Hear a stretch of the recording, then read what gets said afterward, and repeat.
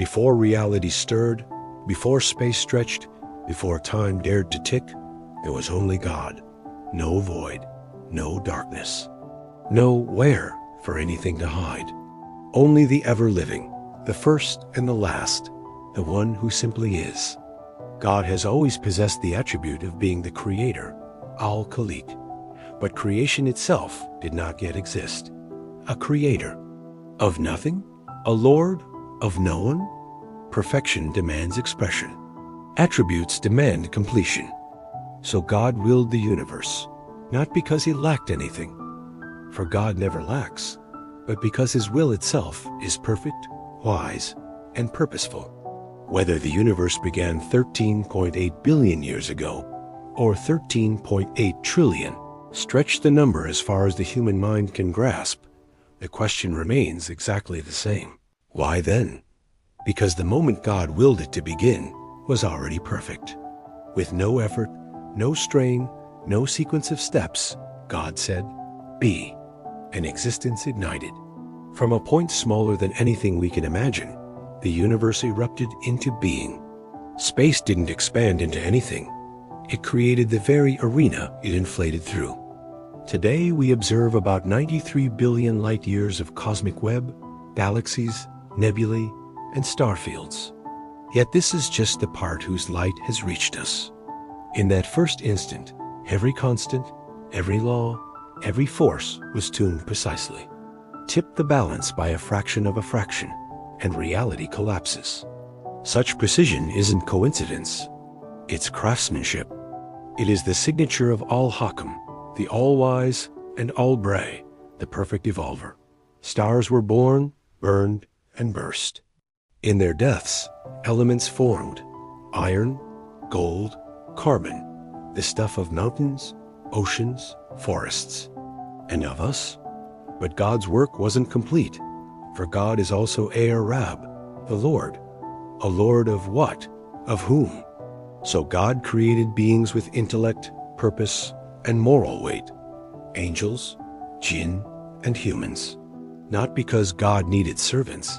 He is Al-Ghani, the self-sufficient.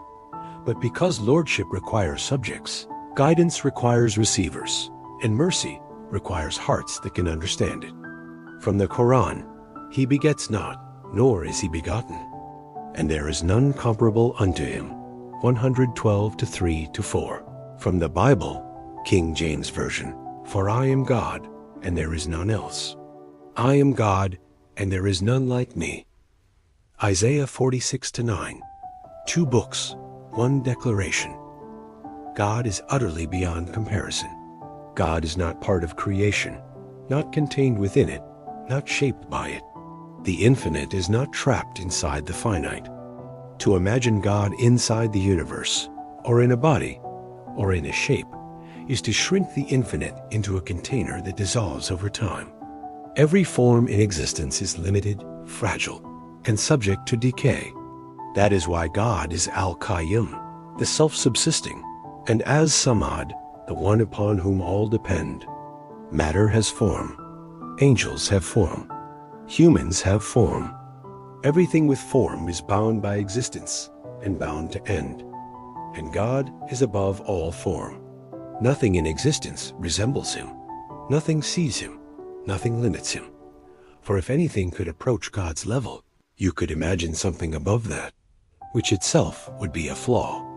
And God is Al-Quds, the perfectly pure, utterly flawless. This is where Christians and Muslims find common ground. Both agree God is eternal, almighty, without equal. But if God is truly infinite, the one who spoke galaxies into existence, then a finite human body cannot contain his essence. A body eats, sleeps, bleeds, ages. God does not. This isn't disrespect to Jesus. Muslims honor him deeply, but it is recognition that the Creator cannot be confined within the creation. Even the Bible says, God is not a man. Numbers 23:19, and the Qur'an echoes, nothing is like unto him. 42:11. God is above all existence, not part of it, not shaped by it, not bound by its physics. To give God partners, shapes, or limits is not just inaccurate. It's childish.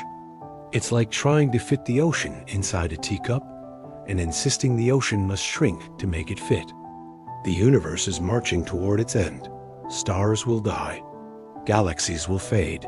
Matter will unravel and cease to exist. Time will dissolve. Science agrees. Everything physical is temporary. But God is Al-Awwal, the first, and Al-Akhir, the last. He will remain when creation returns to nothing. No matter how much we think, no matter how deep we ponder, even if every atom in the cosmos joined our thoughts, we could never grasp God fully. And that's the point. The limit of the mind is the beginning of humility. That's why we submit. That's why the term Islam means submission. Not blind submission, but enlightened submission. Submission to the one whose greatness bends the mind. And that's why we say, Allahu Akbar, not as a slogan, but as a truth that collapses human pride. God is the greatest. Can anything be greater? Except the one who is already the greatest? Our minds fail to contain him, so our hearts bow to submit.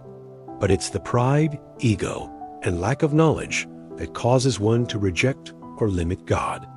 If this gave you something to think about, share it. Understanding is a light meant for everyone.